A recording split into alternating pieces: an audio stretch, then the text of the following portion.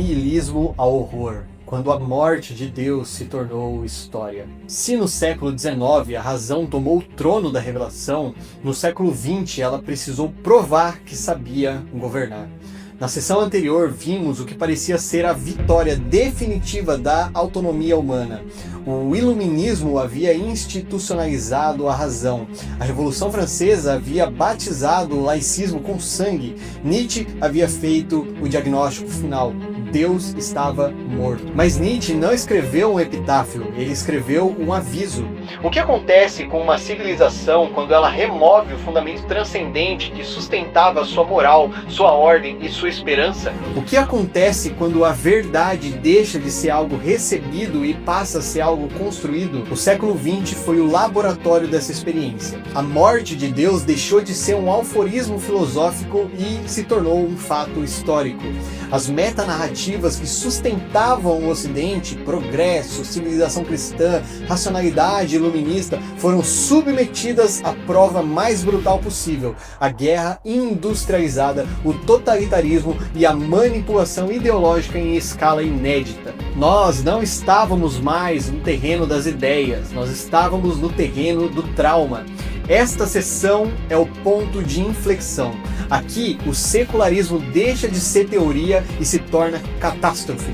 Aqui, o vácuo existencial identificado por Nietzsche é preenchido por ideologias que prometem salvação terrena e entregam campos de extermínio. Bem-vindo ao século XX, o século que tentou viver como se Deus não existisse e descobriu o preço disso. Seção 3, Catástrofes modernas e o colapso das metanarrativas, século XX, o trauma, o totalitarismo e a fragmentação da verdade. A crise da fé no Ocidente e a consumação do secularismo que se manifestou no século XX não é um fenômeno abrupto, mas a consequência lógica e prática de séculos de erosão institucional e intelectual. Essa seção do processo de secularismo, catástrofes modernas e o colapso das metanarrativas atua como ponto de inflexão histórico, onde o diagnóstico filosófico da morte de Deus se transforma em uma realidade empírica, forçando a civilização ocidental a confrontar seu niilismo inerente. Prelúdio filosófico, a herança de Nietzsche e o vácuo do século XX. A fundação intelectual para o trauma do século XX foi estabelecida no final do século XIX por Nietzsche, cuja filosofia funcionou como um prelúdio para o colapso estrutural que estaria por vir.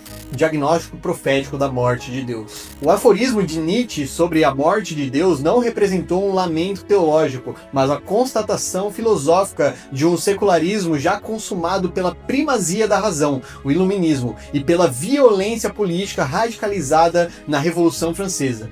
Nietzsche observou que o cristianismo não mais possuía a força para sustentar a estrutura social e ética do Ocidente. O filósofo alemão atacou a moralidade cristã, vendo-a como uma sintomatologia de fraqueza, por negar o corpo, a terra e os desejos. Essa crítica forneceu justificação ideológica para a posterior libertação dos costumes e a autonomia sexual que surgiriam décadas depois. A constatação mais grave, no entanto, foi a criação de um vácuo niilista, o colapso da verdade absoluta que, por mais de um milênio, havia sido sustentada pela fé e pelo paradigma da Civitas Dei, deixou um vazio existencial e ético profundo. Sem um fundamento metafísico para a moralidade e a ordem social, a civilização se viu desarmada perante a tecnologia e a razão autonomizada. A história demonstrou que esse vácuo não era uma mera ausência, mas uma necessidade a ser preenchida, tornando-se a condição de possibilidade para a ascensão das ideologias políticas totalitárias e para o subsequente relativismo intelectual.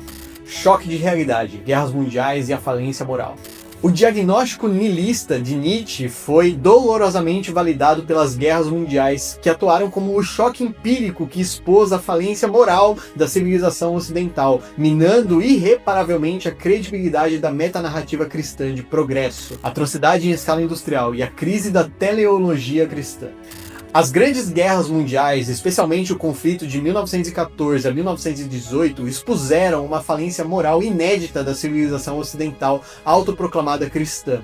A atrocidade não era mais limitada por códigos de honra ou capacidades técnicas, mas era realizada em escala industrial, utilizando a razão e a tecnologia, os supostos frutos do iluminismo, para promover a carnificina.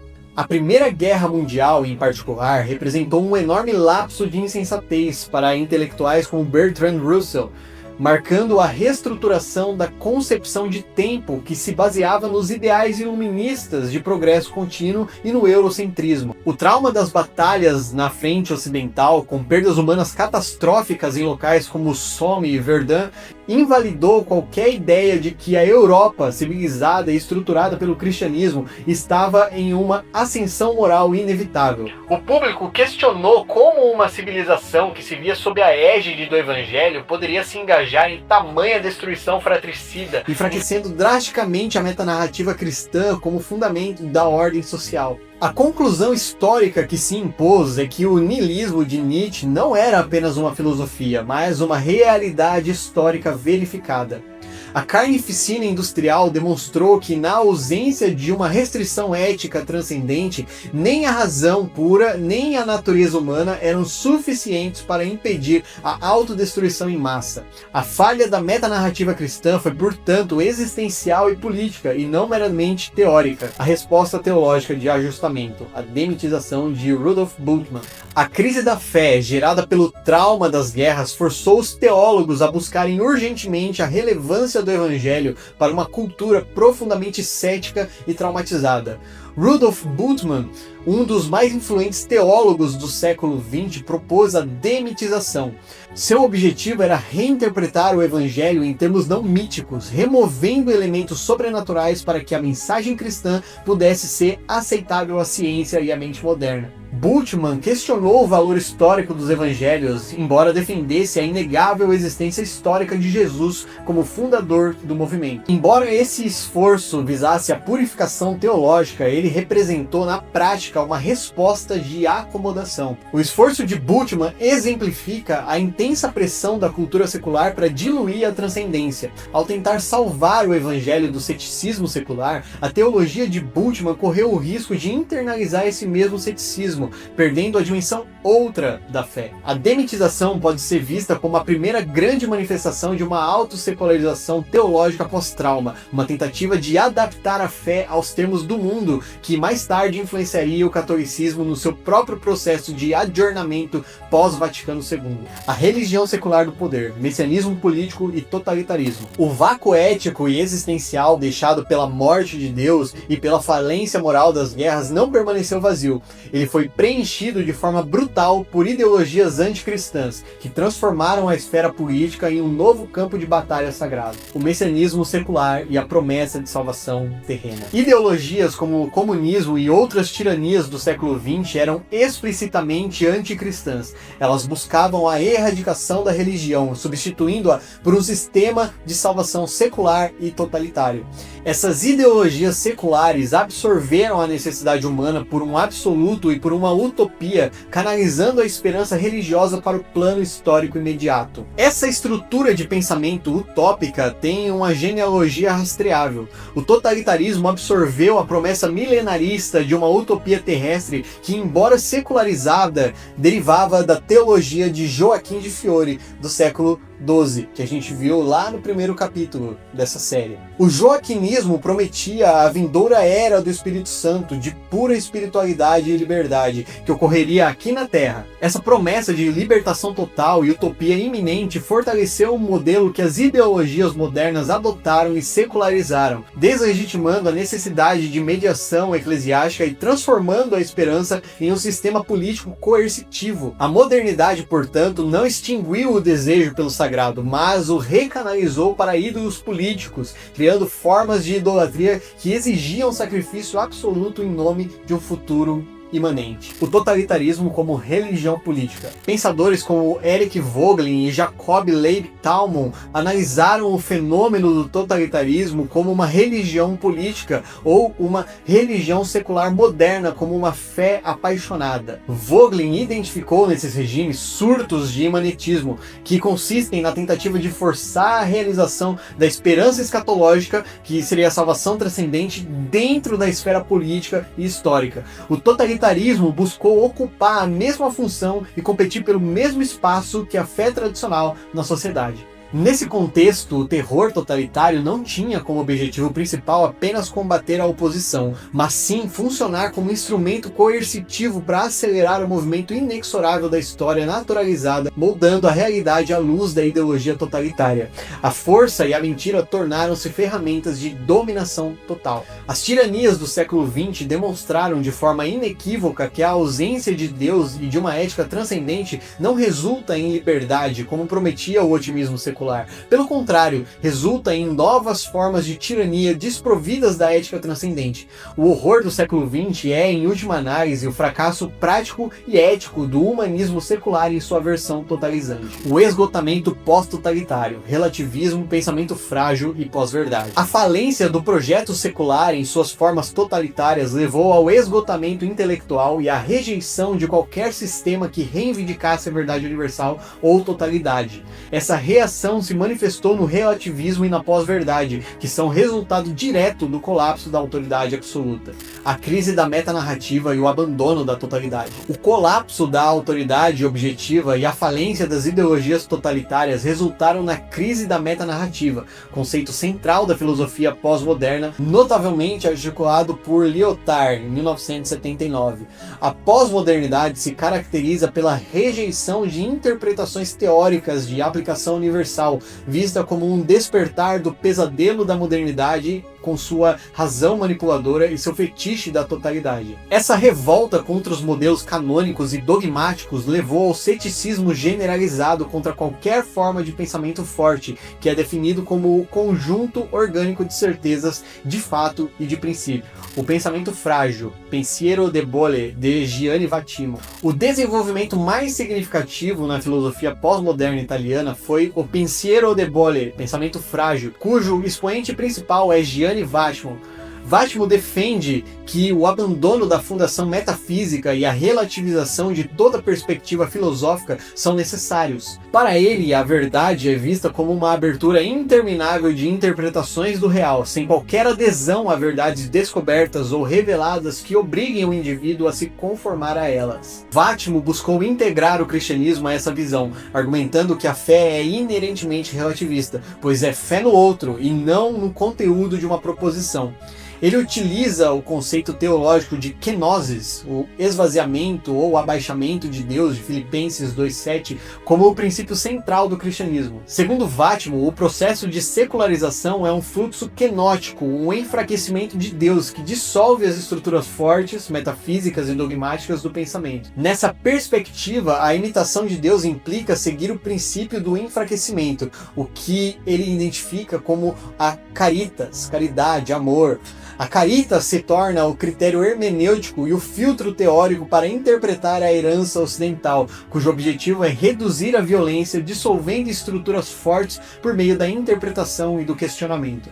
Consequências epistemológicas e a pós-verdade. O relativismo inerente ao Pensiero debole tem implicações críticas para a autoridade eclesial. Ele causa o colapso da autoridade doutrinária da Igreja, transformando o dogma em mera opinião subjetiva. A filosofia pós-moderna de propor uma sociedade de tolerância pluralística e redução da violência, paradoxalmente, remove o fundamento racional para a defesa de direitos universais baseado em princípios imutáveis. Se a Igreja se apega apenas a um sentimentalismo, caritas, desancorado de veritas, a verdade objetiva, ela perde a sua capacidade profética e a sua distinção. Embora Vattimo proponha a caritas como um princípio ético, a renúncia ao pensamento forte e a fundação metafísica fragiliza a capacidade de crítica ética profunda. O relativismo também se manifesta no fenômeno da pós-verdade. O questionamento da noção de verdade na pós-modernidade leva ao enfraquecimento da verdade científica e histórica. A abrindo espaço para propostas como o negacionismo histórico, tentativas de negar o Holocausto, por exemplo, e teorias conspiratórias como o terraplanismo. A fragmentação epistemológica da pós-verdade é, portanto, a manifestação cultural do colapso ético e intelectual do século XX. Síntese estrutural e o imperativo do pensamento forte. Conclusão analítica: a trajetória do secularismo no século XX é uma cadeia causal, onde cada catástrofe histórica funcionou como um verificador da falência moral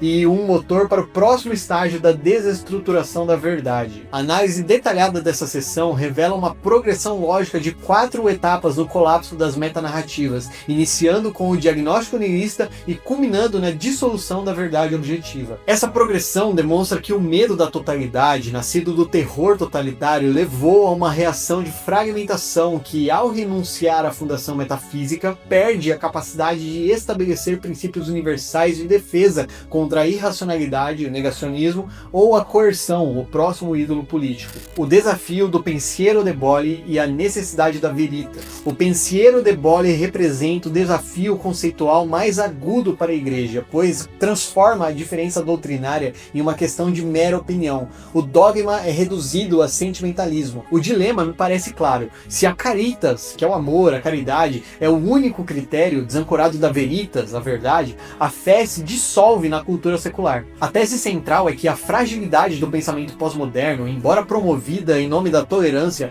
torna a sociedade indefesa contra as tiranias da mentira e do poder. O imperativo do pensamento e da coerência. Em resposta às vulnerabilidades aproveitadas pelas ideologias anticristãs, a Igreja deve se reafirmar como portadora da verdade, diferenciando-se do sentimentalismo nihilista. A caritas deve estar firmemente ancorada na verdade antropológica para combater eficazmente o relativismo. O caminho para a redenção da fé exige uma renovação teológica e intelectual. A Igreja precisa urgentemente produzir um pensamento de alto nível, capaz de dialogar com a cultura contemporânea, superando o pensiero debole e reafirmando a transcendência com convicção. A crise no século XX, portanto, impõe à fé a tarefa de se purificar das acomodações históricas e reafirmar sua distinção profética. Depois de 2 guerras mundiais, depois de Auschwitz, depois do Gulag, depois da explosão das ideologias totalitárias, o Ocidente entrou em colapso moral. Mas algo ainda mais profundo aconteceu. Diante do horror produzido pelas verdades fortes das ideologias totalizantes, a cultura reagiu com alergia à própria ideia de verdade. Se a totalidade produziu tirania, então abandonemos a totalidade. Se a verdade produziu violência, então relativizemos a verdade. Assim nasce o pensamento frágil.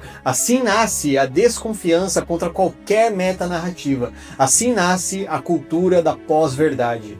O século XX não terminou apenas com ruínas materiais, terminou com a fragmentação da própria noção de realidade. Mas a história não para no plano político, ela desce para o plano antropológico. Quando a verdade se dissolve, o que acontece com o ser humano? Quando não há mais fundamento transcendental, quem define o que é o homem, o que é mulher, família, liberdade, corpo? A crise que começou como teológica tornou-se política, depois se tornou filosófica, agora ela se torna antropológica. Na próxima sessão veremos como o niilismo cultural se infiltra na estrutura mais básica da civilização, a identidade humana, a sexualidade e a família. O século XX matou as metanarrativas. O século XXI começa desmontando o próprio homem. E é aqui que a crise deixa de ser abstrata. Ela entra dentro de casa. Se você gostou desse vídeo, deixa o seu like, ativa o sininho, compartilhe com seus amigos, se inscreva no canal para não perder nenhum vídeo dessa jornada e nós nos vemos no próximo capítulo. Eu sou o Gabriel Erickson e essa é a Derrocada do Sagrado.